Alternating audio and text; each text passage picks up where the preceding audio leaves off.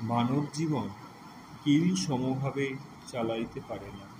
জীবন স্তরে স্তরে সজ্জিত, এক স্তরের ক্রিয়ান্তে অন্য স্তরের কার্যারম্ভ।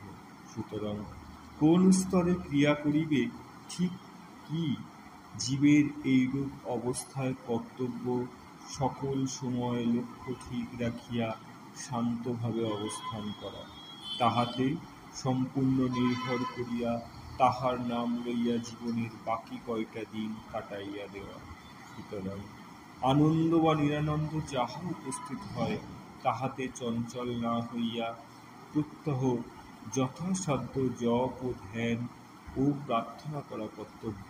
ফলাফল ও সুখ দুঃখে উদাসীন থাকিতে শিক্ষা ও চেষ্টা করে। নিরুৎসাহ ও নিরানন্দ না হইয়া কর্তব্য সম্পন্ন করে। শ্রী শ্রী ঠাকুর।